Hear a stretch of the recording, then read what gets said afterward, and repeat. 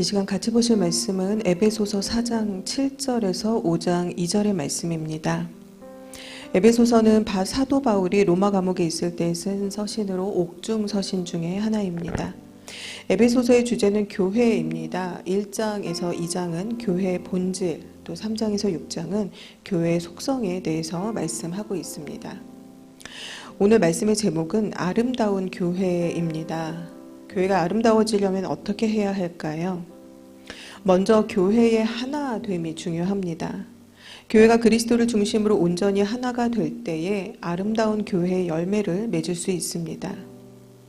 교회가 하나가 되기 위해서는 먼저 교회 전체를 이루고 있는 각 지체들, 즉 각 성도의 모습이 매우 중요합니다. 지체들이 주 안에서 바르게 연합을 이루어야 교회의 하나됨을 유지할 수가 있기 때문입니다. 오늘 본문 4장 7절에서 16절의 말씀을 보시겠습니다. 우리 각 사람에게 그리스도의 선물의 분량대로 은혜를 주셨나니 그러므로 이르기를 그가 위로 올라가실 때에 사로잡힌 자를 사로잡고 사람들에게 선물을 주셨다 하였도다. 올라가셨다 하였은즉 땅 아랫곳으로 내리셨던 것이 아니면 무엇이냐? 내리셨던 그가 곧 모든 하늘 위에 오르신 자니 이는 만물을 충만케 하려 하심이니라. 그가 혹은 사도로 혹은 선지자로 혹은 복음 전하는 자로 혹은 목사와 교사로 주셨으니 이는 성도를 온전케 하며 봉사의 일을 하게 하며 그리스도의 몸을 세우려 하심이라. 우리가 다 하나님의 아들을 믿는 것과 아는 일에 하나가 되어 온전한 사람을 이루어 그리스도의 장성한 분량이 충만한 데까지 이르리니 이는 우리가 이제부터 어린아이가 되지 아니하여 사람의 괴술과 간사한 유혹에 빠져 모든 교훈의 풍조에 밀려 요동치 않게 하려 함이라. 오직 사랑 안에서 참된 것을 하여 범사에 그에게까지 자랄지라. 그는 머리니 곧 그리스도라. 그에게서 온 몸이 각 마디를 통하여 도움을 입음으로 연락하고 상합하여 각 지체의 분량대로 역사하여 그 몸을 자라게 하며 사랑 안에서 스스로 세우느니라. 아멘. 그리스도는 교회의 머리가 되시고 성도는 몸을 이루어 그리스도께 속해 있습니다. 몸을 이루는 성도들은 각각 사도로, 선지자로, 복음 전하는 자로, 목사와 교사로 부르심을 받았습니다. 각 지체들이 받은 분량들을 잘 감당할 때에 그 몸이 자라나게 됩니다. 각 사람에게 이러한 은혜를 주신 이유에 대해서 12절의 말씀을 보시면요. 성도를 온전케 하며 봉사의 일을 하게 하며 그리스도의 몸을 세우려 하심이다 라고 말씀합니다. 만약 교회의 몸을 이루는 성도가 영적으로 성숙하지 못하면, 온전하지 않으면, 자라나지 않으면 교회는 하나가 될 수가 없습니다. 바르게 세워질 수가 없습니다. 현재 우리 교회 임직교육을 위해 사용하는 교재에는요, 만년 갓난 아이 성도라는 내용이 있는 챕터가 있습니다. 하나에서 10까지 다 떠먹여주기를 바라는 갓난 아기와 같은 성도가 많은 교회일수록 교회의 성장을 기대하기는 어렵다라는 내용입니다. 뒤집기도 하고 기어가기도 하고 스스로 무언가 잡고 서기도 하고 때로 넘어지더라도 혼자서 일어서 보기도 하고 그래서 걷기도 하고 뛰기도 하는 등 이 점점 자라나는 성도의 성장이 있어야 그 교회가 건강한 교회가 되며 성장하는 교회가 된다라고 말하고 있습니다. 오늘 본문에서도 우리는 어린아이가 되어서는 안 된다라고 말씀하는데요. 14절의 말씀을 보시면 사람의 괴술과 간사한 유혹에 빠져 모든 교훈의 풍조에 밀려 요동치 않게 하려 함이라 라고 말씀합니다. 영적으로 어린아이의 상태에 있으면 그 신앙이 자라나지 않으면 작은 일에도 쉽게 흔들린다라는 말씀입니다.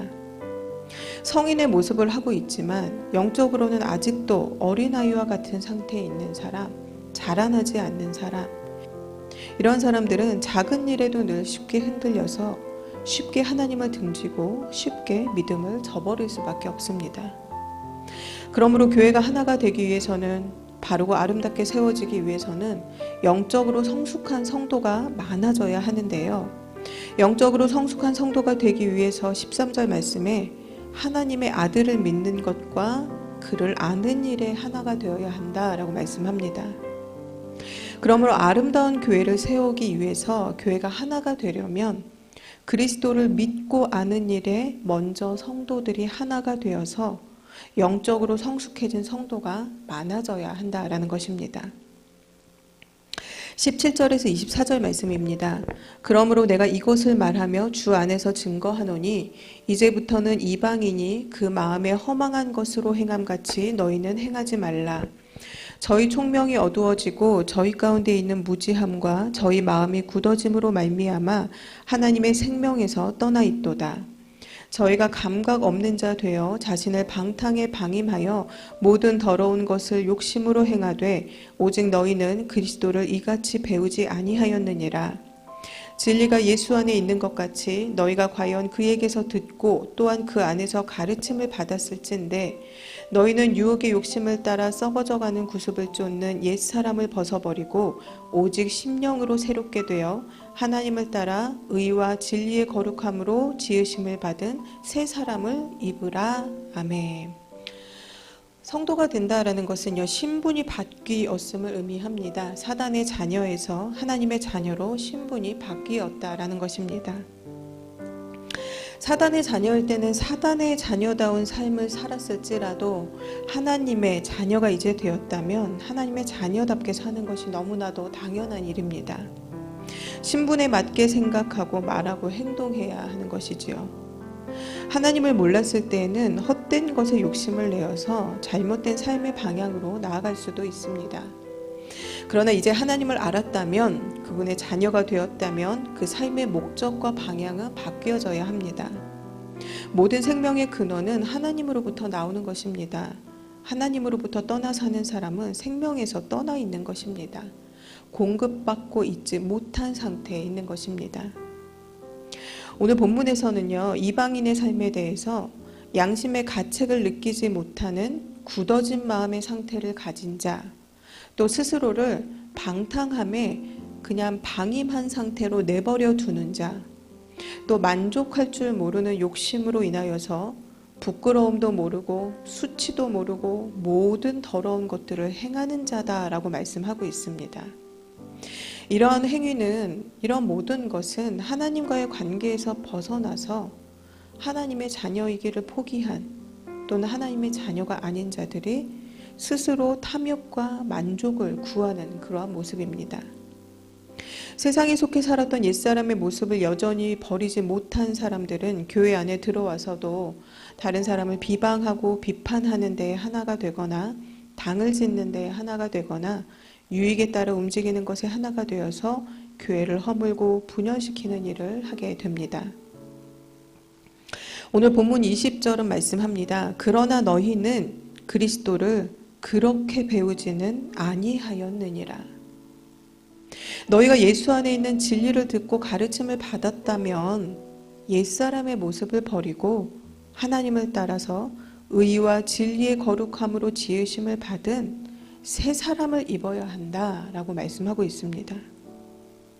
아름다운 교회가 세워지려면 지체를 이루는 각 성도들이 영적으로 성숙함을 이루어야 합니다. 그 신앙이 자라나야 하는 것입니다. 또한 옛사람의 모습을 버리고 이방인들이 하는 악한 행위들을 따르지 않고 새 사람의 옷을 입어야 합니다. 성도가 아름다워야 교회가 아름다워집니다. 성도의 모임이 곧 교회이므로 아름다운 성도가 모이면 아름다운 교회가 되는 것입니다. 하나님의 자녀답게 하나님께서 주신 신분에 걸맞는 영적으로 성숙한 또 거룩함으로 새 사람을 입은 저와 여러분 모두가 되시기를 바랍니다. 5장 1절의 말씀입니다. 그러므로 사랑을 입은 자녀같이 너희는 하나님을 본받는 자가 되고. 부모는 자녀의 거울이라고 하지요. 자녀는 부모를 본받습니다. 사단의 자녀는 사단을 본받는 자가 됩니다. 그러나 하나님의 사랑을 입은 하나님의 자녀는 하나님을 본받는 자가 되어야 합니다. 하나님을 본받는 성도의 삶이 어떠한가에 대해서 오늘 본문 4장 25절에서 32절에는요 7가지로 말씀을 해주고 있습니다. 첫째는 거짓을 버리는 일입니다. 교회 다니면서도 거짓말을 하거나 거짓된 행위를 여전히 하는 사람들이 꽤 많이 있습니다. 세상에서도 거짓된 사람은 신뢰를 얻지 못합니다. 하나님은 죄를 싫어하시지요. 하나님의 자녀의 신분을 가진 거듭난 성도라면 당연히 죄와 거짓을 싫어할 수밖에 없는 것입니다. 두 번째는 분을 내어도 죄를 짓지 않는 것입니다. 특히 오늘 본문에서는요, 해가 지도록 분을 품지 말고 마귀에게 틈을 타지 못하게 하라라고 말씀하고 있습니다. 사람의 마음에 분이 일어났는데 그 분이 삭혀지지 않아서 그 화가 오래 가게 되면 그 분을 못 이겨서 결국 또 다른 죄를 저지르게 됩니다. 그 분이 난 사람의 마음에, 화가 충만한 사람의 마음에 마귀가 틈을 타고 들어와서 자꾸만 충동질을 하기 때문입니다. 그러므로 결국 사람이 분을 참지 못하고 분을 내거나 화를 내는 일은 마귀에게 틈을 내어주는 일과도 같습니다. 사람이 순간 화를 욱해서 참지 못할 때가 있을 수도 있습니다. 그러나 중요한 것은 그 화를 얼른 풀어낼 수 있어야 합니다. 그것이 더 큰 죄로 가는 길을 막는 일이기 때문입니다. 세 번째는 도적질하지 않는 것입니다. 혹여 이미 도적질하는 죄를 지었다면 다시는 그 죄를 저질러서는 안 된다라고 오늘 본문은 말씀합니다. 이 도적질은 부당하게 다른 사람의 것들을 착복하는 것들을 포함하여서 모든 사소한 것들까지도 다 포함하는 것입니다. 오늘 본문에서는요, 도적질을 할 것이 아니라 적극적으로 네가 노동을 해서 일을 해서 어려운 자들을, 빈궁한 자들을 도우라라고 말씀하고 있습니다. 그리스도 안에서 새 사람이 된 사람은 자기를 위해 부를 축적하는 노동을 하는 것이 아니라 빈궁한 이웃을 위해서 선한 일을 위한 노동을 할 수 있어야 합니다.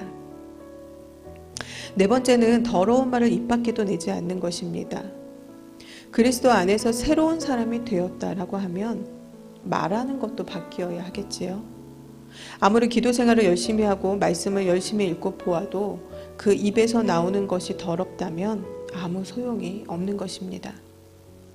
그리스도인은 선한 말을 통해서 덕을 끼치고 또 듣는 자들로 하여금 은혜를 끼치게 하라라고 오늘 본문은 말씀하고 있습니다. 다섯 번째는 하나님의 성령을 근심하게 하지 않는 것입니다. 믿음으로 하나님의 자녀가 되었다고 나 성령 받았다라고 하면서 정작 그 삶은 성령의 인도대로 살지 않고 오히려 스스로를 더럽히는 행위와 말을 하는 사람들이 있습니다. 이러한 사람들이 바로 성령을 근심하게 하는 사람들입니다. 우리가 집을 계약하거나 차를 계약할 때 도장을 찍지요. 이 도장을 찍는 행위는 이제 이 집이, 이 차가 내 소유가 되었음을 확증하는 행위입니다. 보증이 되어주는 행위입니다. 그리스도인도 마찬가지입니다. 성령의 인치심이라는 것은요, 바로 그리스도인이 하나님의 소유라는 것을 보증하는 표입니다. 너희는 이제 나의 소유다 라고 하나님께서 꽝꽝 하고 도장을 찍으신 것입니다. 우리가 집을 계약하거나 차를 계약할 때에요, 도장을 찍고 그것이 내 소유가 되었는데 막상 그것을 소유하고 보니 그 집이 온통 문제투성이거나 또는 차가 수시로 고장이 나서 도무지 운행을 할 수가 없다라고 하면 소유한 사람의 마음은 근심과 걱정투성이가 될 것입니다. 그러므로 성령의 인치심을 받은 성도인 저와 여러분 또한 성령을 근심하게 하는 일을 하지 않아야 합니다.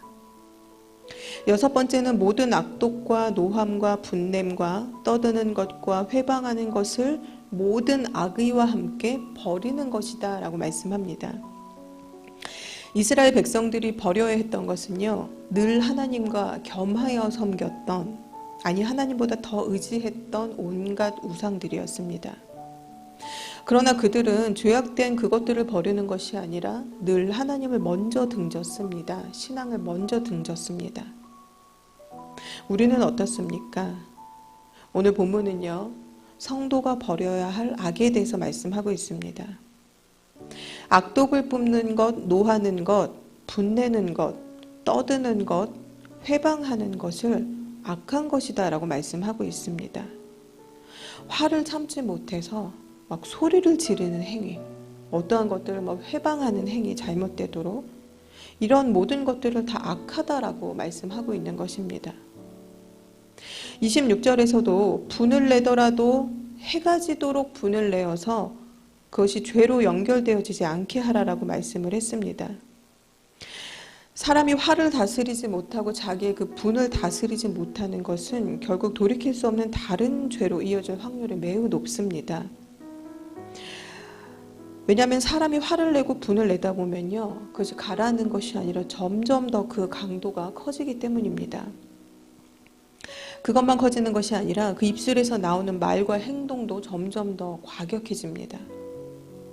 그러므로 하나님의 자녀로 거듭난 자, 성도로 불리움 받는 자는 날마다 이러한 악을 우리의 삶에서 버려내야 한다라고 말씀하는 것입니다. 마지막 7번째는 하나님이 그리스도 안에서 너희를 용서하심과 같이 용서하라 라는 것입니다. 마태복음 6장 15절에는요, 너희가 사람의 과실을 용서하지 아니하면 너희 아버지께서도 너희 과실을 용서하지 아니하시리라 라고 말씀합니다. 아무 죄 없으신 그리스도께서 십자가에서 그 모진 고통을 감내하신 이유는 하나님께서 우리의 죄를 용서하시기로 결정하셨기 때문입니다. 만약 하나님의 자비와 용서가 없었다면 우리에게 구원은 없었을 것입니다. 우리의 기도를 들어주시고 또 응답해 주시고 또 치료해 주시고 영원한 생명의 길로 인도하시는 그 모든 은혜는 결코 우리에게 주어지지 않았을 것입니다. 5장 2절의 말씀입니다. 그리스도께서 너희를 사랑하신 것 같이 너희도 사랑 가운데서 행하라. 그는 우리를 위하여 자신을 버리사 향기로운 제물과 생축으로 하나님께 드리셨느니라. 아멘. 사랑하는 성도 여러분, 미꾸라지 한 마리가 물을 흐린다라고 하듯이 교회가 아름다워지지 못하는 것은 미꾸라지와 같이 물을 흐리는 아직도 옛사람의 습성을 버리지 못한 아름답지 못한 성도가 있기 때문입니다. 영적으로 미성숙하여서 온갖 악을 행하고 사단에게 수시로 틈을 내어 주어서 하나님을 본받는 삶을 살지 않기 때문입니다. 그리스도를 믿는 것과 아는 것에 하나가 되는 것이 아니라 악을 행하는 일에, 분탕질을 하는 일에 하나가 되기 때문입니다.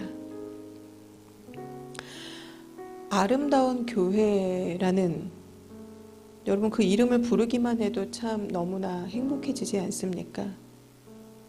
우리는 다른 사람을 비난하기 전에 또는 교회를 비난하기 전에 나는 과연 내가 속한 교회를 아름답게 만들고 있는가? 하나님께서 세우신 교회를 아름답게 만드는 지체인가를 먼저 점검해 보아야 합니다. 오늘 본문에서는요, 그리스도께서 너희를 사랑한 것 같이 너희도 사랑 가운데서 행하라 라고 말씀하고 있습니다. 그리스도께서 우리를 어떻게 사랑하셨습니까? 우리를 위하여서 자신을 버리시고 향기로운 제물과 희생 제물로 하나님께 드리셨다라고 말씀합니다. 그리스도께서 높아지심으로 우리가 은혜를 입지 않았습니다. 그리스도께서 가장 낮은 곳으로 오심으로, 낮아지심으로 우리는 은혜를 입었습니다. 이와 같이 우리의 낮아짐으로 하나님을 모르던 누군가가 또한 그 은혜를 입어서 생명의 길로 가게 될 것입니다. 오늘 본문에서 성도가 하지 말아야 할 이야기에 대해서, 생활의 모습에 대해서 우리가 같이 말씀 통해서 보셨는데요. 특별히 사람이 분을 내고 자기 화를 참지 못하고 덕스러운 말을 하지 못하고 온갖 악을 행하는 이유는요, 그 속에 남보다 높아지고자 하는 교만이 도사리고 있기 때문입니다. 잠언은 교만에 대해서 패망의 선봉이라고 말씀합니다. 교만은 사람도 교회도 패망의 길로 인도합니다. 영적으로 성숙한 아름다운 성도일수록 가장 낮은 자리에서 지체들을 섬기며 교회를 섬기기를 좋아하며 또 하나님 앞에서 스스로의 무익함을 깨닫고 그 은혜에 감사하며 늘 기뻐합니다. 지난 고난주간 동안 유초동부 어린이들이요, 마태복음 말씀 필사를 했습니다. 제가 매일 필사할 그 본문을 이제 미리 주었고요. 그 매일의 말씀을 필사하고 또 그 필사할 말씀을 아이들이 쓰면서 읽으면서 묵상하면서 또 매일매일 기도문을 적는 것도 있었습니다. 그래서 한 주간 이것들을 필사를 하고 아이들이 지난 부활주일에 이 필사한 것을 저에게 제출을 해 주었습니다. 너무나도 은혜를 많이 받은 것은 아이들이 이것을 다 써왔어요. 다 써왔고 또 한 아이는 학교 숙제가 너무 많아서 할 시간이 없어서 그것을 토요일날 하루에 다 몰아서 썼다라는 것입니다. 특별히 아이들이 필사한 필사문을 보면서요, 아이들이 쓴 그 기도문을 읽으면서 제가 참 너무 많이 은혜를 받았는데요. 그 아이들의 기도 중 한 몇 가지를 제가 소개를 해드리려고 합니다. 하나님, 백성들은 예수님을 이용하려고 했지만 저는 예수님이 오시면 이용하지 않고 예수님을 반기고 사랑해주는 믿음을 갖게 해주세요. 하나님, 저도 당나귀를 타신 예수님처럼 낮아지고 겸손해질 수 있도록 도와주세요. 하나님, 예수님이 받으신 모욕과 억울함을 느끼며 제가 받은 억울함을 생각하게 되었습니다. 친구들을 미워했는데 용서하기로 했습니다. 감사합니다.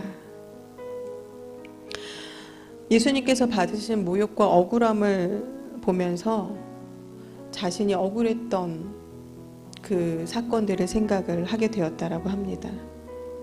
그런데 이 아이의 기도가 제가 참 은혜가 되었던 것은요, 하나님, 제가 친구들을 미워했는데 미워하지 않게 해주세요 라고 기도하지 않고요, 하나님, 제가 친구들을 미워했는데 용서하기로 했습니다 라고 기도한 거예요. 그리고 감사합니다, 아멘, 이렇게 마무리를 했습니다.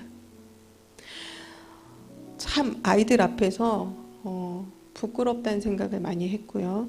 용서가 안 돼가지고 용서하게 해주세요 라고 우리는 잘 기도하죠. 근데 아이들의 기도는 달랐습니다. 용서하기로 했습니다. 그리고 감사합니다, 아멘, 이라고 기도했습니다. 아이들의 기도의 내용은요, 전반적으로 예수님처럼 낮아지고 겸손하게 해주세요가 그 기도의 내용의 핵심이었습니다. 여러분, 이 귀한 아이들이 바로 우리 교회를 아름다운 교회로 만들고 세워주고 있습니다. 사랑하는 성도 여러분, 저와 여러분 모두는 그리스도께서 낮아지심으로 인하여서 주신 그 사랑을 입은 사람들입니다. 그 사랑이 헛되지 않도록 거룩하고 구별된 하나님의 자녀로, 누가 봐도 아름다운 성도로 우리의 교회를 아름답게, 아름다운 교회로 세워나가시는 저와 여러분 모두가 되시기를 바랍니다. 함께 기도하시겠습니다.